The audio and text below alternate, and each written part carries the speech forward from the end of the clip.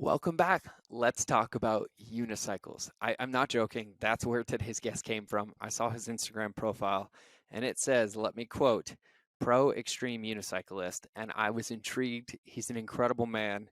He's an incredible leader. He's full of wisdom, knowledge, and has accomplished so many incredible things. On today's podcast from Kevin Kartchner, we talk about how the proximity to those who see what is possible for you is the key to success.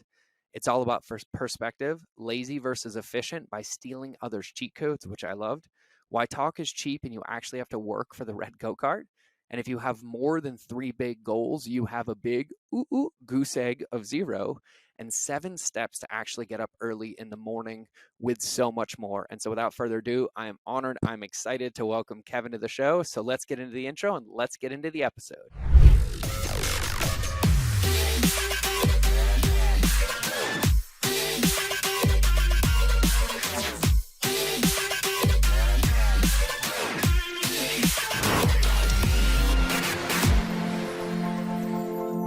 All right, everybody, welcome back to another episode of the Mind of George Show. And this is not the first time that this has happened, but this is the first time I'm going to call it out.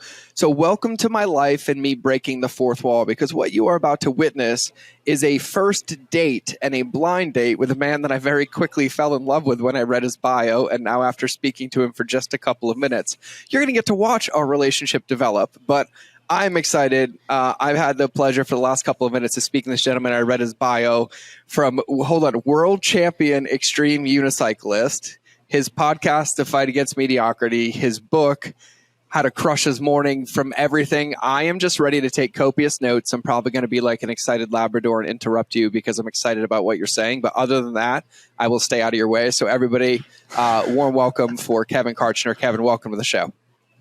Awesome. Thank you so much. Super excited to be here.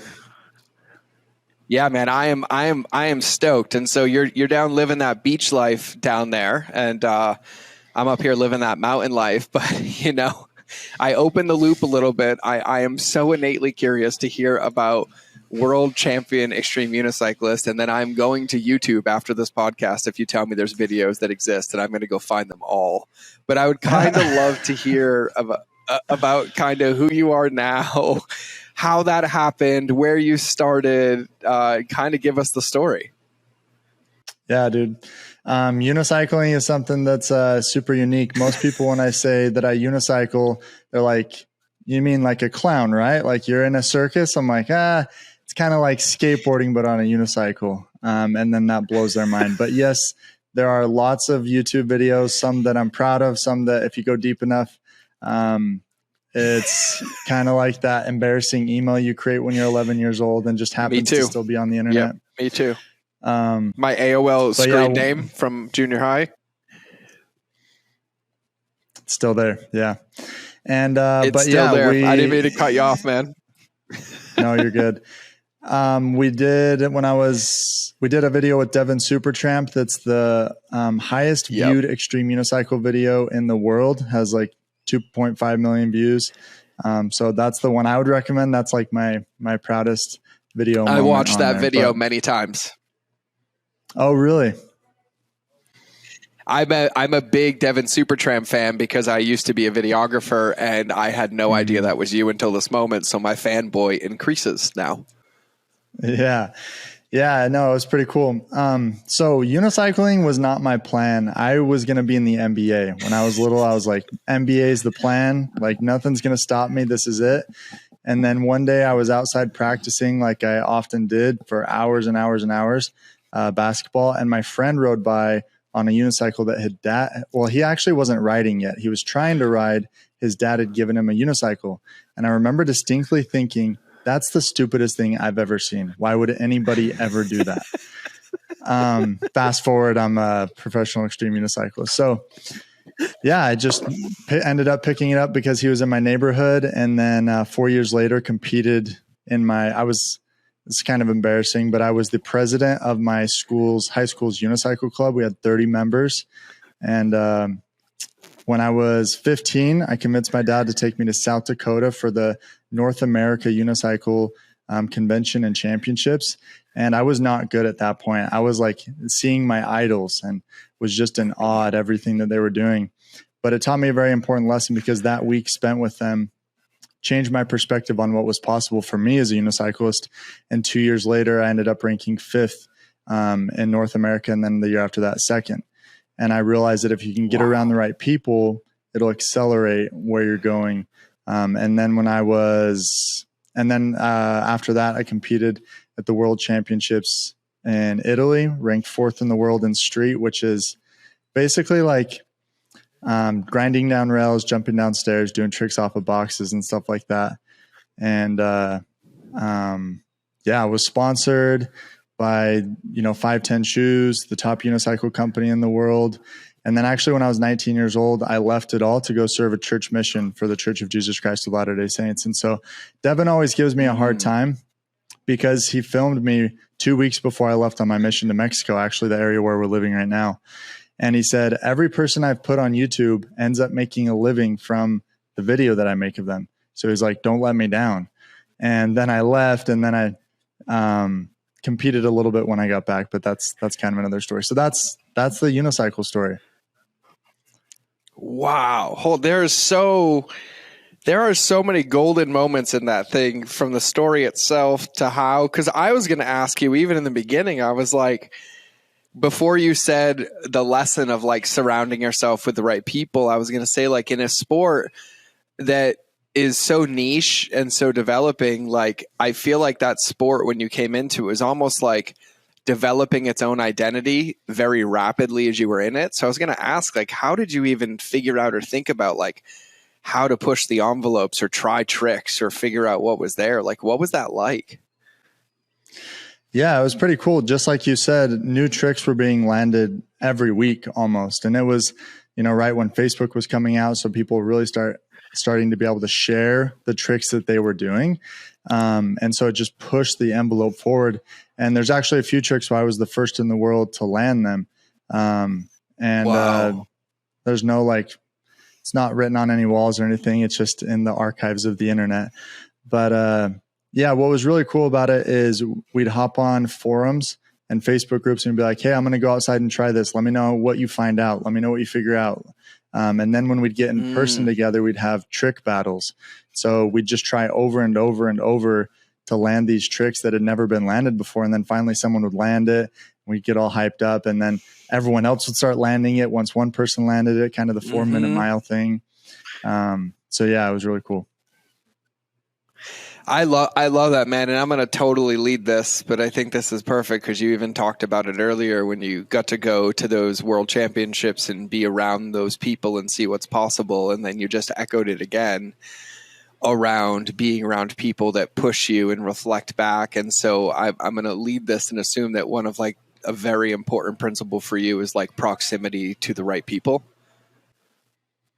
Yeah, 100%. Everything I do, I say you could either classify it as lazy or efficient. Everything that I do, I'm like, who's already done it and how can I learn from them?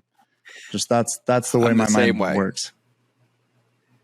Yeah, I'm the same way. I call it efficiency. And that's why I trademarked the phrase relationships beat algorithms, because I'm like, no. There's somebody who's done this. And if I'm just friends with them and I call them and I've added value to their life, they'll help me do this. And it's so much faster. So I'd say it's efficient, and I earn more time to go snowboarding and do the things that I love. So we're going to call it efficient for today.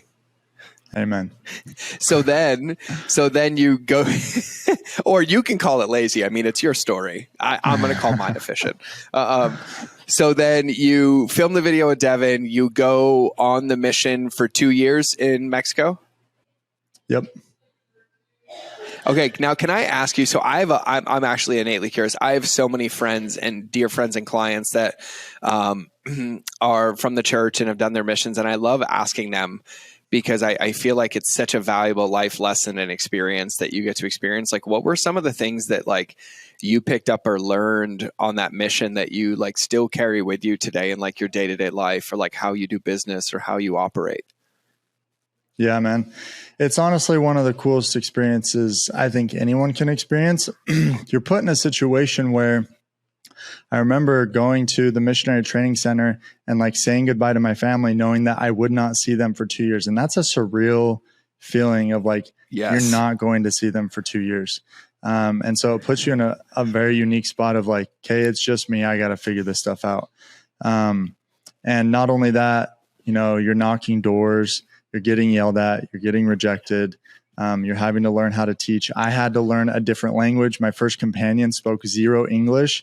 So we just did hand signals to communicate with each other. And that was a whole nother obstacle. Wow. But I actually talk about one of the greatest lessons I learned while I was there is in my book. And it was from, his name's Chente. He was my second companion on the mission. So we're put into pairs. And up until that point in my life, I was really big. I'd read the book The Secret when I was really young, like 13 or 14 years old. Yep. And which is good and bad. Good because it taught me the power of the mind. Bad because I truly believed that all I had to do was think about it. And so I didn't put any action behind it. I'm not even kidding you. Like, I remember writing down this goal of having a red go-kart, and I just wrote it down, printed out the picture, and was like visualizing it. I'm like, just going to show up on my doorstep. Just got to wait. You know what I mean? And it was delusion. Well, so I'm laughing at me because I didn't learn that lesson till I was like 32. So like, you learned it with the red go-kart. I was 32 years old before I learned that. So that's why I'm laughing. Dude, it's just like, it's the whole reason my book is called Talk is Cheap, because I just like, it hit me like, talk is cheap. You gotta go out and do it. But up until that point in my life, I'd accomplished my goals by chance and not by choice. So like with unicycling, I didn't really feel like I'd set a goal and like been like, this is the goal, I'm going to work towards it. I just love to do it. So I just go out and, you know, practice for hours and hours and hours. And that's how I got so good at it. But my new companion, Chente, literally half my height. He was from Puebla, Mexico. When he got to his mission, he didn't know how to read. And then now this was at the end of his mission. And it was his last 6 weeks with me. Most of the time when missionaries are at the end, they kind of bum out, get lazy, whatever. He was like as hot as he'd ever been, on fire. And he's like, Kevin, we're going to set these big goals. We're going to help so many people come unto Christ, this and this. I'm like, yeah, no, this is the red go-kart. Like, sure, but it's not really going to happen, was what I was thinking. I'm like, yeah. I love the big goals, but like, okay, sure. The kid blew my mind because we worked harder than I'd ever worked in my entire life. We literally talked to everyone on the street. When we were out on our morning run, we would talk to every, you know, mom taking their kids to school. Every taxi we rode in, we would talk to the taxi driver, invite them to have a lesson. We talked to so many people that one taxi company would not pick us up anymore because they knew that we were just going to teach them about Jesus Christ. And we ended up having, yeah, dude, it's nuts. And we ended up having so much success that the mission president actually brought me in and was like, tell us what you're doing. Like, what are you guys doing over there? And it's at that point when it hit me, like, if you just work your butt off and take massive action, results will come. That's honestly been with me ever since. Whenever anyone's like, oh, it's not working or this, I'm like, dude, we just gotta work harder. We just gotta like do more. And that could be physical labor, but also in this day and age, it's a lot of leverage, like that you can use as well, hiring a team and stuff like that. So. Yeah, I like funny story about that. And I laugh so hard and I chuckle because I can envision that. But you doing that in taxi cabs is what I do every day in real life. Like, everybody jokes at me, but like when they come to Montana, we'll go to 8 different coffee shops here and all of them are playing my podcast because I've told them all about it. Like, I fly so much that now I bump into flight attendants weekly that are using my backpacks and telling me about podcast episodes. Like, I am that guy every day preaching relationships beat algorithms. So I was laughing because I still do this every single day. I think it's the best thing in the world. But it leads me to a question. And I feel like you were speaking about this, but I recognize that in the early days, I struggled with clarity, right? Like, I was like you on the unicycle. When I got into entrepreneurship, I just practiced everything, right? As soon as I sucked at something, I just practiced and practiced and practiced. But I never really had like a goal. And so then I'd have all that energy and it was kind of like leaking out. And so like when you talk about you and Sente, which I love, it's like he set this massive goal and created this container, which then allowed you to focus all of that energy. And so can you talk about that for a minute? Because I know based on that life lesson and what you've achieved and what you speak about, you probably have some wisdom and knowledge to share with us. And so I just kind of wanted to lead that fish. Yeah. So you're talking about why it's important to have like that bigger vision. Yeah. And like, yeah, why to have the bigger vision, but then also like a clear focus so that all that energy isn't like leaking out everywhere. Right. Like, so, you know, for me, I'll lead it even better. Like when you say talk is cheap, for me, what would happen is I would say things like, oh, I want this red go-kart. Right. And then I wouldn't have the behaviors, and then I wouldn't set any goals or containers in place. And then I would get frustrated that the red go-kart wouldn't come. And then I'd beat myself up, and then it would collect more evidence. And it was like this massive rumination cycle. And so just hearing you speak, it just sounds like you have some wisdom around that. And if not, I maybe just off kilter, just throwing some thoughts out. No, yeah. The two biggest things for me are focus and consistency. That's what I always teach. So getting clear on at maximum 3 big goals for your year. Jim Collins from Good to Great says if you have more than 3 priorities, you have 0. So getting like super clear. I call them I goals. Some call them BHAGs, big effing goals, whatever you want to call them. I call them I goals because in the Bible it says where your eye goes, that's where your focus goes. So having 3 like distinct goals for your year, and that can be one business, one life, one financial, whatever they want to be, but 3 big focuses, and that they're I goals. And then what you want to do is actually most people, they look up at the mountain every day of Everest, what their goals are, and they get overwhelmed and discouraged. And that's when the list goes in their drawer, and then they just do the things that are easy because it's tough to look up at that Everest and be like, that's a big freaking goal. Well, there's a lot that I need to do. It's overwhelming. So what I say is don't look up anymore. Look down at the next step. And what do you need to do today? And it's not so much like just random stuff. What you have to figure out are what are the daily behaviors that if you did every day would inevitably get you to the top of that Everest, that goal. So the example that I always use is actually my book. I had a goal for 4 years to write a book, but every year I'd look up at the goal of writing a book, be like, dang, I got to find publisher. I got to do this. I got to edit it. I got to write it. I got to figure out. And it just like got so overwhelming. I was like, I can't do it. I'll start tomorrow. But then I figured out all I had to focus on was writing 500 words per day. And when my focus went from writing a book to, Kevin, all you have to do is wake up and write 500 words. 6 months later, I had a book. That was like magic. So whatever your goal is, break it down into what is the daily behavior that if I do, it would be like impossible for me not to accomplish a goal. So like I do triathlons now, and I actually do the biking portion on a unicycle, a 3-foot wheel unicycle. And it's dope. I want to be the first person in the world to do an Ironman on a unicycle. So you tell me when you do that, and I'm buying a plane ticket. I will be there. I'm doing a half Ironman September 8th in Utah on the unicycle. So it's not quite the full Ironman yet, but I'm building up to it. So for my Ironman, if I think about the Ironman, I get overwhelmed. So what I do is I just say, what do I have to do today? What are the things, what are the training activities I need to do today so that on September 8th, it's like, dude, I'm ready. Like, this is easy. So yeah, that's come from, I've probably read and tried 30 different planners, goal setting systems, all that stuff to figure out like, okay, this is what works.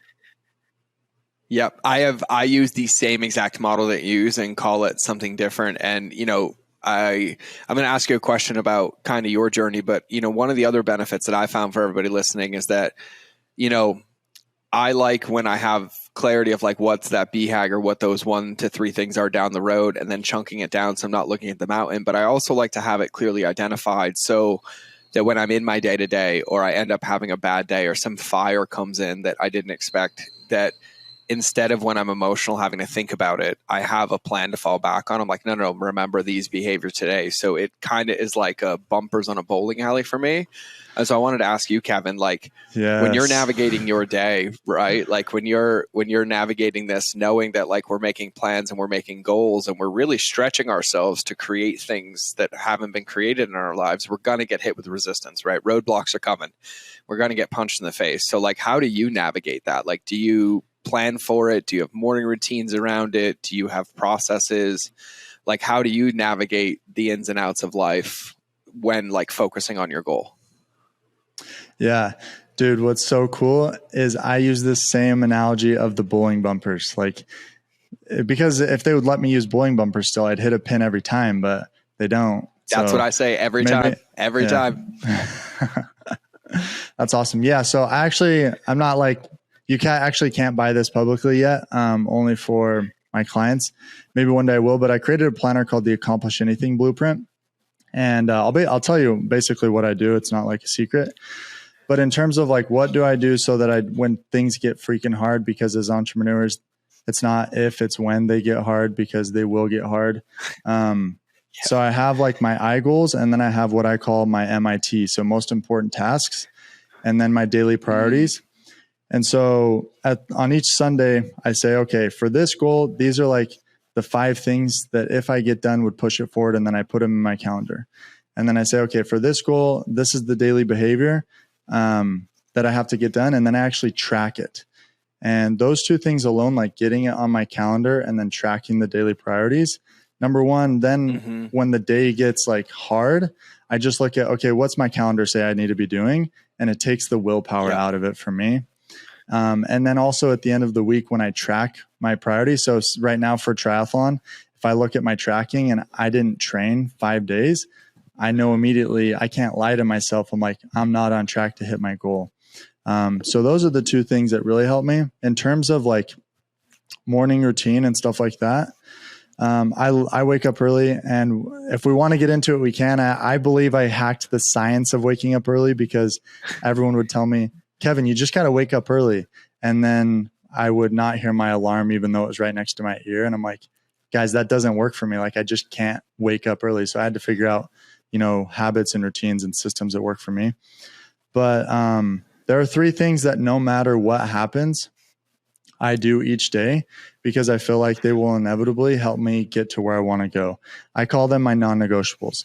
And so it's investing 15 minutes in my mind, 15 minutes into my spirit. And that's not a religious thing. We all have a spirit, a soul, or whatever you want to call it. And then 30 minutes into my body. And you can combine those together. Like sometimes I'll listen to a podcast while I'm at the gym. So in my net time. But as long as I get those 3 things done, like things seem to keep moving forward. I seem to keep winning, keep feeling energized, as long as I'm investing into myself, those mind, body, spirit.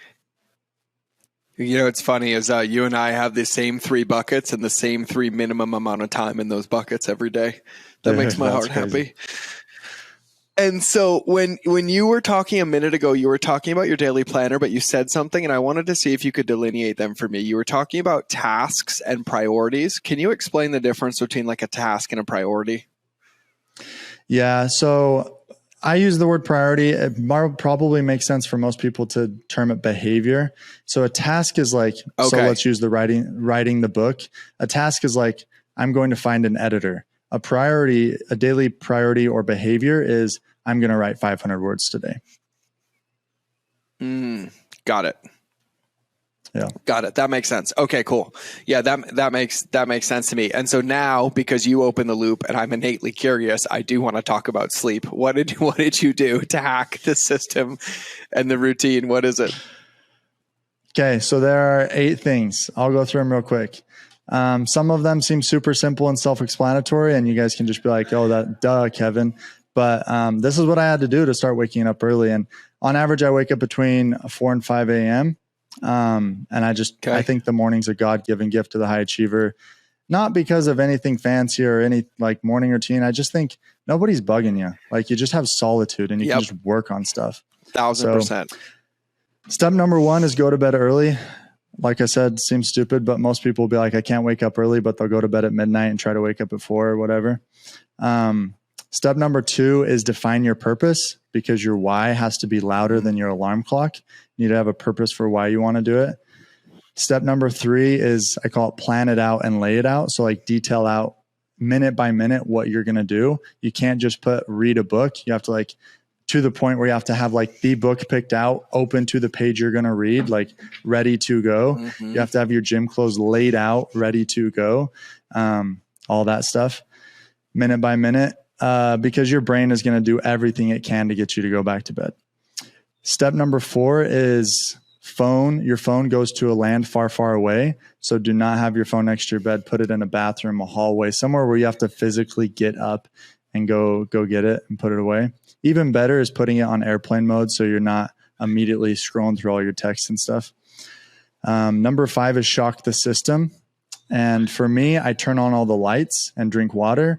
For some people, it might be a shower, splash water in your face, whatever it is. But like, I find that if I leave the lights off, I'm much more likely to go back to bed. And then step number 6 is accountability. So if you can get like a gym buddy to meet you at the gym early in the morning, or you tell your social media following you're going to post about it, like external accountability. So someone else is counting on you other than yourself. Step number 7 is just be consistent with it, because if you just do it every once in a while, once you start doing it consistently for a month, then you just do it. Like you don't even think about it. You're just like, oh, I wake up and I do it no matter how tired you are. But if you only do it once a week, then you're basically like, you're not using the power of habit. And then last step number 8, is just knowing that in the morning, your mind is fresh and you are all alone, not being bothered by the concerns of the world and your job and whatever. So you're going to receive inspiration. So just make sure you have a notepad or like your Apple Notes ready for when that inspiration comes in. You can record it and then take action on it. Dude, that is a full hack of the Matrix, because that is 1000% perfect. And that is a book on its own. That is, You nailed it. Every objection, the focus, the clearest version of yourself in the morning, the routine, the habit creation, like all of it. Like that's exactly what it is. That's amazing. I love that. Dude. And well, I mean, it's like, that's why I call it the science, because everyone else just said, you just got to do it. But for me, that didn't work. So I had to hack the system. Well, and one of the biggest things for me that I recognize, and you alluded to this, like I recognize I'm my own worst enemy. Like I had to use manipulation as a survival tactic in trauma to grow up. So like, if I don't really want to do something, I won't do it, and I'll find every way out. So like, when you talk about like laying things out, like what I recognized in my entire life, not even my morning routine, is that anywhere that I can remove decision beforehand, the faster it keeps me into the things that I've committed to, irregardless of how I feel. And so when you talk about like open up the book to the page and have the specific clothes laid out, like I go as far as like the night before, like I even put my gym clothes, my water bottles, and the things that I need in my car. So like when I wake up, I put on shoes and walk out the door. And so I do this also in my environments too, though. I do it in my office. I do it in my desk space. And so it's like it was one of the most powerful things for me, so that like I couldn't believe my mind. And like you said, it reminded me of my why. And I'm like, yeah, I know I don't feel good right now, but I committed to this because this is going to be worth it. And this is the path that I have to take to get that payoff. So yeah, dude, that's good. That's so good. Yeah. Thanks, dude. And, what you said is really cool. You just want to make it as easy as possible. And that's with this, but that's with everything in life. Like just make things as easy as possible. We're creatures of habit. Well, for sure. And when you were talking about the mountain part too, like I experienced so much pain for so much of my life in many buckets, because I would look at the mountain, and then like Dan Sullivan and Benjamin Hardy talk about in their book, Gap and the Gain, all I would see is the gap ahead of me, like this massive gap. Like I was like, how in hell am I going to get there? And then I'd look at the gap, and the gap would be so overwhelming that all it would do is force me to think about it more. And it took me so long to recognize that like I literally just have to keep choosing action, like just one step. Like even if I want to lose 100 pounds, me going for a 10-minute walk is better than me thinking about going to the gym next week. And it's just been a muscle though. And I don't know what it's been like for you. But for me, I had to bring awareness to it at first, and then it kind of became a muscle. And the more I flex it, the easier it gets for me. And I don't know what it is for you. Is it like that for you as well? In terms of, say the question one more time so I can understand it. Yeah. Sorry. I talk a lot. I confuse myself most of the time. That's why I named my podcast The Mind of George Show. That way I have a permission slip. One of the things that for me, so to basically summarize it, is that earlier when you talked about looking at the big mountain and looking up at it, I never realized that staring at it so long was stopping me from see that there was just like this simple action in front of me, right? Like instead of me being overwhelmed about needing to run a marathon, I'm like, if I just go for a 1-minute run, I'm still going to be closer. And it was a struggle for a long time, but now I feel like it's a muscle because I flexed it so much. And I don't know how it is for you. Have you noticed that, or is it something you still bring awarenesses to, or is it something that's like a default behavior for you now?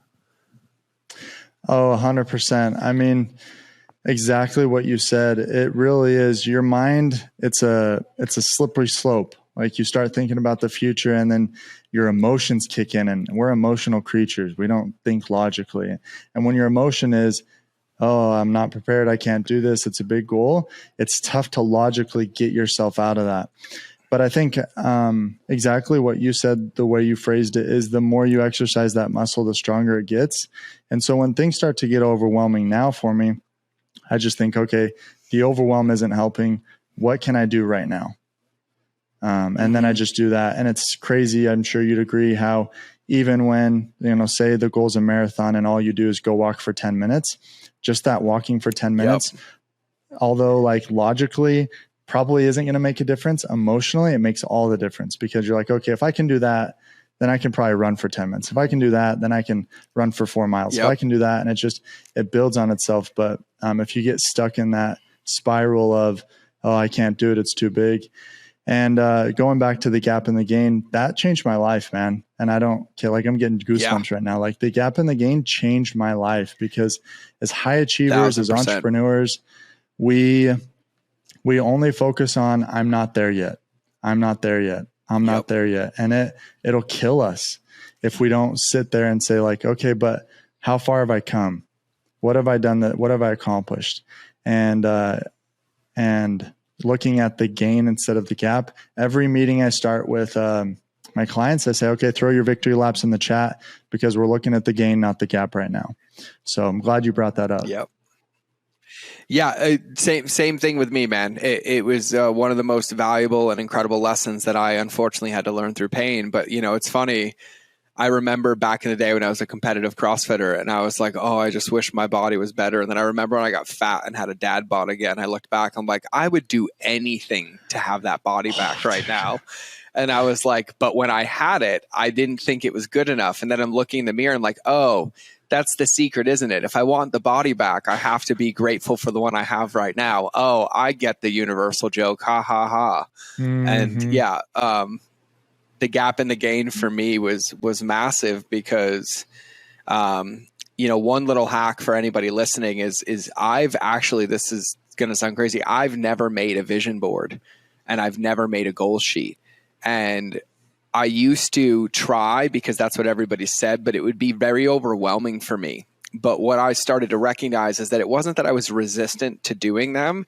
It's that I didn't really know what I wanted my future to look like, but I was aware of like the behaviors or the things that I would focus on. And so then rather than saying, yeah, this is what I want my life to look like, I was like, no, I kind of just know who I want to be. And so I was like, I'll design my habits and behaviors around that. And then I did that for a couple years consistently. And now I can like paint the most beautiful picture of my vision that's only come to clarity because I was just willing to take the actions every day. So if you're listening to this and you're like, oh, I'm not sure, typically actions will help bring way more clarity. And so you hear this in recovery meetings. You can't think your way into a better action, but you can act your way into a better thought. And so try that on for size if that lands for any of you. Yeah, dude, me and you are I don't know, kindred spirits or grown up in parallel lives, because I literally think about this all the time. My wife and I will have this conversation, and I would seriously say the same thing. When I, was single and I'd work out, 2 hours a day before work, after work, and loved it. Best shape of my life. And I still wasn't happy with it. I was like, no, it's not good enough. And now I look back and be like, I'd give everything for that body. I mean, I'm in good shape, but I don't have the 2-3 hours a day to go work out like I used to. Anyway, so that's hilarious. And then in terms of, if you can, the irony of what you said, George, is most people have it backwards. They know what they want their future to look like, but their daily habits don't match up with that. 1,000%. And that's what I call purgatory. Like for me as a human being, that's purgatory, because that is just like rumination, hell, and self-suffrage, because the dissonance for me almost killed me, because like I didn't even know where to go, because I was telling the world on a podcast and national media tours and my wife and my kids, like, yeah, I want these things. This is who I am, but I never changed my behaviors. And so that was tough. That was really, really tough. And so, yeah, I 1,000%. It's important. Yeah, it's like, I was just thinking about that for a minute. When I was an accountant, I studied accounting and was an accountant for 9 months. And I looked at what I wanted to have in the future, which was invest in real estate, own a business, all that. And my daily habits was go in, clock in, punch out, do numbers, which I knew. And now I can say for sure, I knew one day would just be automated. I knew AI or whatever would take my job. And I sat there one day and I'm like, I cannot in good conscience keep doing what I'm doing. I would rather try to build the other path and live in a cardboard box, but know that I'm working towards that, than keep doing the daily habits that are never going to take me there. 1,000%. Sorry, I'm getting super fired up. I'm getting passionate about this. We can move on, but I love it. No, you're good, man. You're good. No, I'm getting ready to land the plane anyways, because I was just like reflecting in my brain, and I'm like, we got the 8 steps to sleep. We got clarity. We got BHAGs. We got focus. We got consistency, self-integrity, real talk. I'm like, no, we kind of hit the gamut already. I'm like, I feel like I'm ready to put a bow on this one, and we'll open up a round 2 at some point. So, before I do any of this, though, I do want to give everybody, because I'm going to add your book to my arsenal. So can you tell everybody what the name of your book is again, and like where we can find it? Yeah, so it's Talk is Cheap, The Fight Against Mediocrity. You can find it on Amazon. I released the Audible, and so you can listen to it. The Kindle's 99 cents. If you want, you can go to talkischeapbook.com and get a couple of cool bonuses, and I'll send it to you for free. You just cover shipping. You can grab it there too. But yeah. Awesome. So talkischeapbook.com for the book. Yep. And then where else can everybody find you? Where's the best place to connect with you? I'm most active on Instagram, and from there I link to my podcast, my YouTube, and everything there. But my Instagram is Kevin Kartchner, and I'm most active on Instagram. Okay, cool. I'll slide into your DMs in a second. I'm pulling it up right now because I'm a child and I will forget. So I'm doing it while we're sitting in front of each other. So now with all of that, so Kevin Kartchner on Instagram, talkischeapbook.com. We'll go check that out. We'll make sure we put those in the show notes for you guys as well. So then, Kevin, my final question to land the plane of today's episode is I kind of like to envision that everybody listening to the episode got Men in Blacked and their whole memory was erased, but they're all an active listener right now. And you have the ability to tattoo any wisdom you want on their soul that they'll take with them forever. What would your tattoo wisdom be? Ooh, that's a great question. I might steal that question on my podcast one of these times.